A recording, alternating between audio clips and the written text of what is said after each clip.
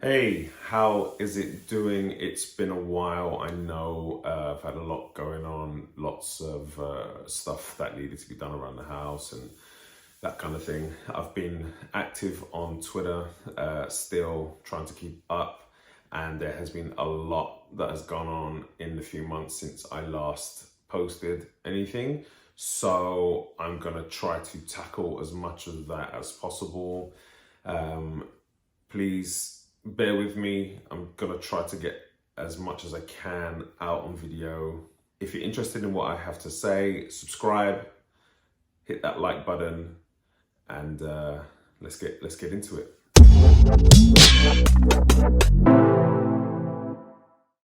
Okay, so today I'm going to do a review of the Chelsea game, but I have to talk about the Southampton game first. Really disappointing. I feel like the starting lineup was better, but when I put out what my lineup would be, I had Smith Rowe in the wide area, Martinelli playing up front. I don't think Nketiah does a good enough job of helping us link play. I don't necessarily think Martinelli would have been much better. But, you know, he's a prospect for the future. He's, you know, someone that's committed their kind of long-term future with us. And so I think he deserved the chance. The real concern for me is the balance in the side when Tavares is playing with Martinelli and with Xhaka on that side. So I'll do a video on that separately. I did a long post about it recently, so check out my Twitter and you can find out what I'm talking about. But for a game that we controlled largely, in part, to have not scored, and to be fair, Forster was on top form, but we should have won that game quite comfortably, I think. So obviously there's a crisis of confidence, which is really great going into a Chelsea game. I think the difference is Chelsea aren't going to play us the way the last three teams we've played have done. They're not going to be funneling us central where they can kind of overload us and give us less space to play. So I think what we're going to see is an open Chelsea against an open Arsenal. And so that's going to make the game very interesting. Looking at the expected lineup, I mean, it's very difficult to do an expected lineup. I'll tell you how I would line up, and it's pretty much the same as what I wanted to play against Southampton. We're looking at Ramsdale in goal, a back four of Tavares on the left, Cedric on the right, with Gabriel and White as the two centre backs. We're then looking at Sambi as the holding central midfield player, with Xhaka and Odegaard as the slightly more advanced in a 4-3-3 system, although we don't actually play that way. But anyway, you know, that'll be another video that's going to be coming out. And then I will be going with Smith Rowe on the left, Martinelli up front, and Saka on the right. I think at the moment the team kind of picks itself. There isn't really much in a way of depth. I did another post on this actually on my Twitter recently, so go check that out too. There wasn't really much in terms of depth, and so, you know, we're down to kind of bare bone pickings at the moment. So that for me is going to be the strongest lineup we can put out. Looking at the team's form over the last 10 games, they're pretty equal in the wins losses kind of column. They have won 8 and lost 2, and we have won 6 and lost 4. The difference being that their most recent run is 3 wins in a row. This is all competitions, and we're obviously 3 losses in a row. So it's going to be difficult. I don't think there's anybody that's under any illusion it's going to be difficult. the thing that I guess could potentially play in our favor is when you're looking at, you know, the last 10 Premier League games and looking at the XG and the XA. They are pretty similar. Chelsea have had a period of time where they've been conceding goals, and although recently they've scored 6 in a game, they haven't really scored, you know, as many in that last 10 games. And then Arsenal, very, very similar. You haven't really scored many in the last 10 games, but then also aren't really conceding that many, although we've conceded more in the last few games. So it's a London derby. I think recent form goes out the window. You know, I'm hoping, I doubt, but I'm hoping that the longer term form is going to be the thing that shines through. We then have to look at the styles of the game. You know, we've done well, maybe not in terms of result, but in terms of playing ability. We've done well against teams that like to play. Where we've struggled is those teams that have, you know, followed the Crystal Palace model recently and funneled us into the middle. You know, playing Saka on the right and, you know, Martinelli on the left, where they want to come inside all the time, hasn't helped. The overlapping fullback is going to be key in this game. I don't expect to see what we saw on Sunday, where the 2 wide players inverted and went on the other side, which I think was an attempt to try and stretch the game. I think they'll play in their normal positions. We're looking for a high press to put Chelsea under pressure, but without Lacazette on the field, who does that press very well. I'm not sure how that's going to work, which is, for me, the reason why I'll stick Martinelli in there. A bit of that energy, a bit of that kind of, you know, youthful exuberance in pressuring with speed and with pace and with aggression. Hopefully that can help us pick a few things off. The real problem for us is going to be their 3-4-3 formation. I've highlighted a key battle, which I'll talk about in a second, but their 2 wide players coming inside and occupying those half spaces with wing backs going forward. Stylistically, they're 5 across the front, I guess, against our 6 or 7 across the back. It's a battle we should be able to win, but it's about concentration, making sure that we're being switched on, making sure that the right people are picking up the right players. Their rotations could be a problem. But then at the same time, if we're on song, if we are playing like we can, our rotations, our front 5 against their back 5, if you include the wing backs, and the central midfield battle, you know, those are all going to be places where this game could be won. I would think Arsenal need to get the ball into wide areas quickly, especially if they're attacking with their, you know, Alonso and Reece James, for example.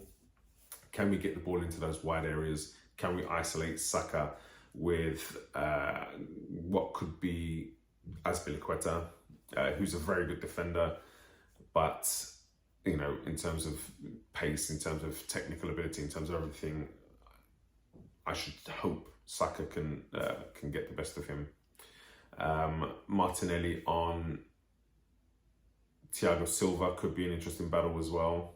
But, you know, we're talking about seasoned top defenders who just have an ability to really defend very comfortably and are a very solid base for Chelsea to work from. The battle that I've picked out as being what I think will be a key battle is going to be that battle between Havertz, who's been on tremendous form, very intelligent player, has taken his time and has been a bit of a slow burner, but is starting to really kind of find form, starting to find his feet, and has been a key player for Chelsea recently. His ability to come off that right-hand side, open up space for Reece James or whoever the right back is, is exceptional. The question now is, how does Gabriel deal with him when he steps inside? Chelsea have been recently playing more of a kind of a 3-5-2, which again doesn't really mean anything because shapes change in possession in different areas of the field.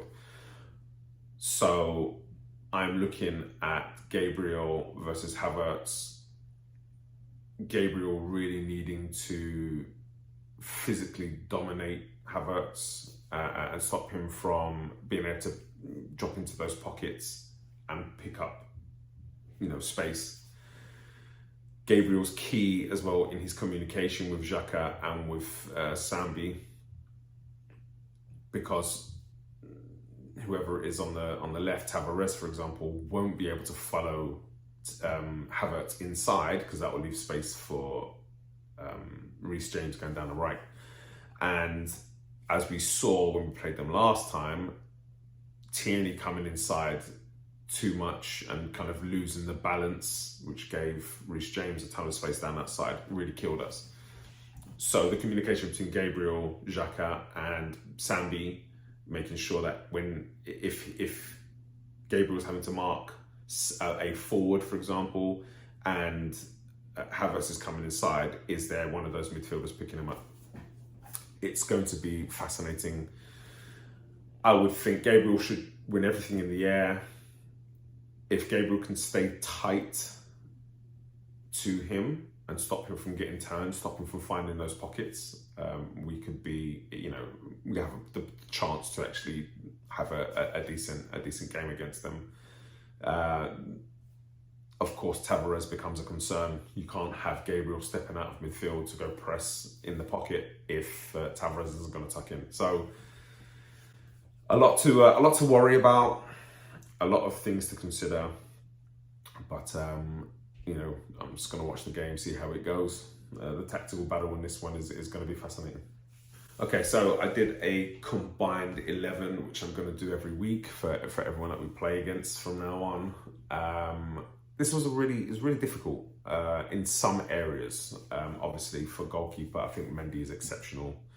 I know he hasn't had the best of time recently. He was pretty poor in the Madrid game.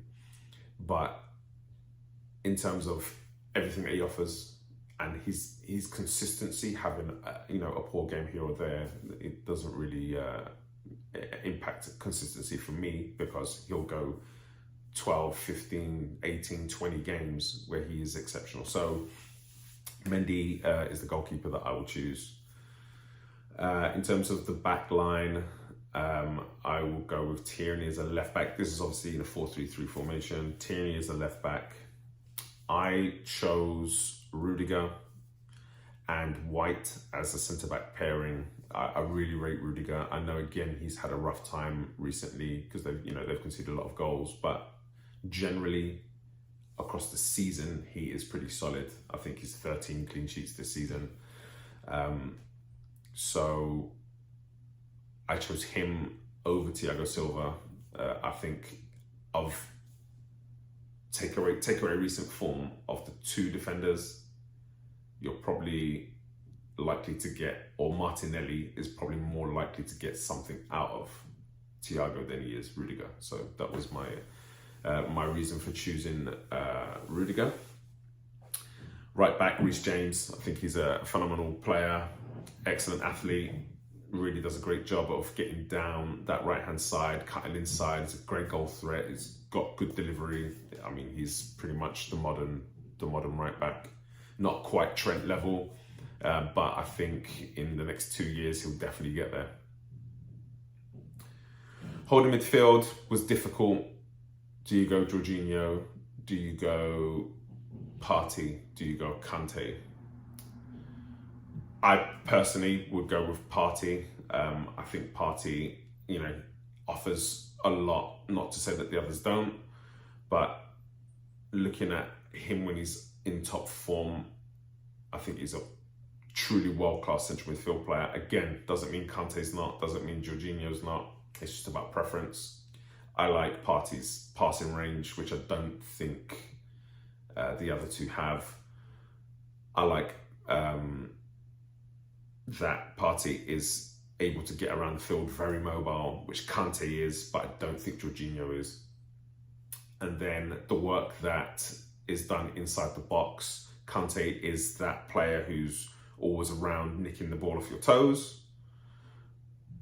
which I think Partey does also pretty well. I mean, I don't call him the octopus for nothing.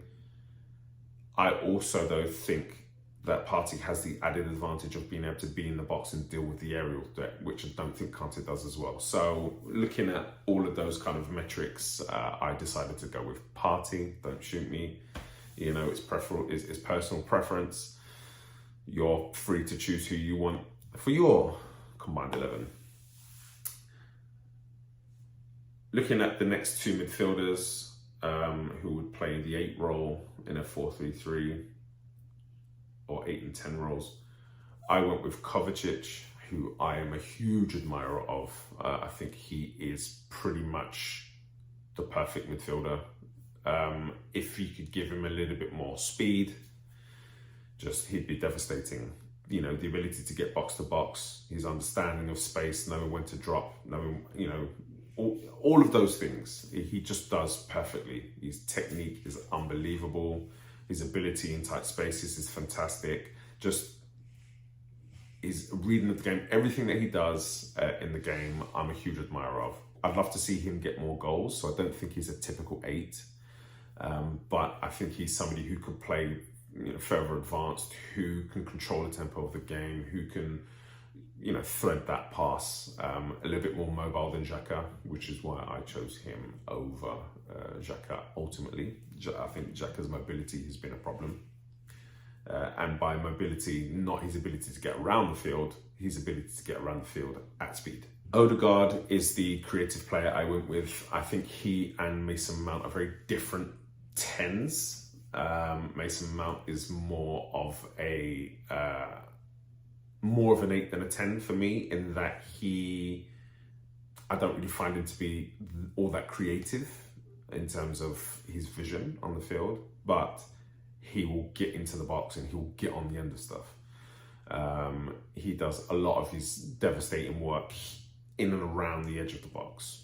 I think Odegaard more so drops it out a little bit deeper and is that kind of playmaker who can see what's happening, who can control tempo, who can make things tick, who can pull people out of position, find those passes, the quick combinations to create space to then supply those attacking players that are getting into the box. So I prefer that kind of a player, and so I went with Odegaard.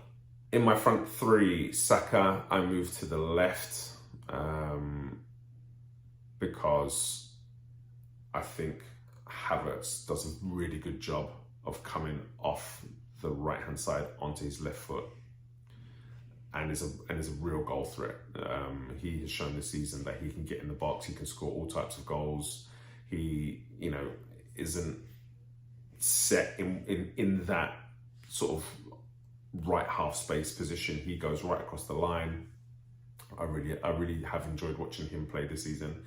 Saka on the left, I think Saka's a little bit kind of one-dimensional in that he always wants to come in on his left. I really wish that he would go down on his right a little bit more often and just keep defenders guessing. I think that'd open his game up tremendously.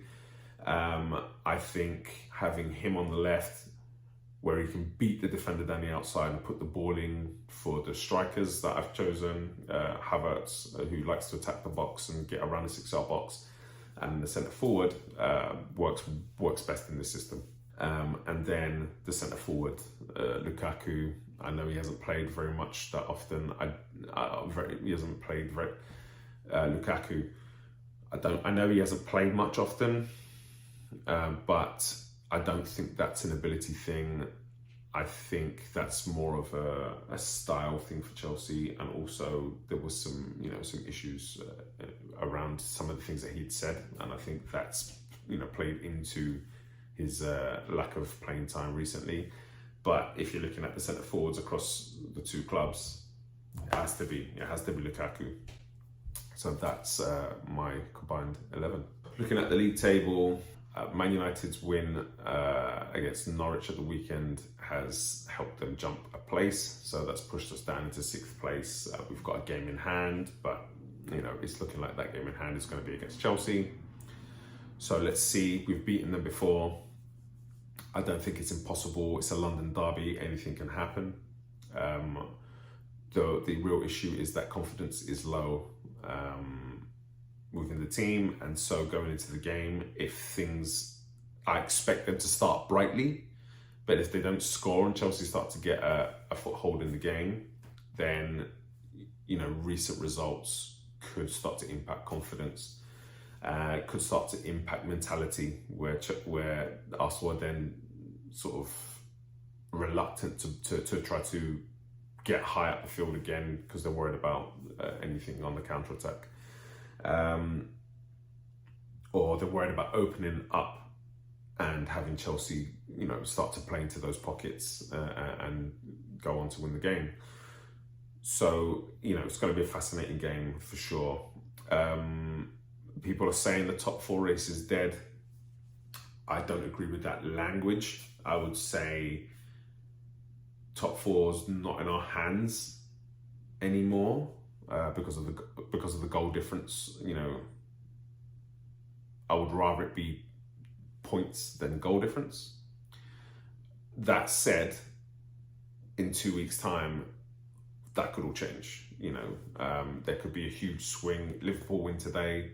Spurs could lose, you know, a couple of the games in the run-in, just because they'll be playing against teams who are going to look to just bunker in. And Spurs have had have had difficulty recently of breaking teams down. You know, if you give them the ball and say, right, go break us down, they struggle. So anything can happen. I expect all teams chasing that top 4 place to drop points. And so from that point of view, I won't say it's dead, but I'll say it's not in our hands, and it's going to be a difficult proposition. You know, all we can ask is get behind the boys, give them the support, especially if you're in the ground, for home and away games, and you know, let's cheer them on, let's give them some confidence, let's remind them, you know, who they're playing for as such, and hopefully we can put a run together for the rest of the season. Thank you so much for taking the time to watch this video. If you've enjoyed it, please make sure you like and share. And if you haven't subscribed yet, please do click on the subscribe button and also click on the bell. Make sure you get the notifications for new videos. There's going to be a lot coming. If you'd like to get involved in conversation, you can leave comments here. You can also leave comments on my social media, sensible_gunner on Twitter and on Instagram. All that's left to say now is, come on, you Gunners.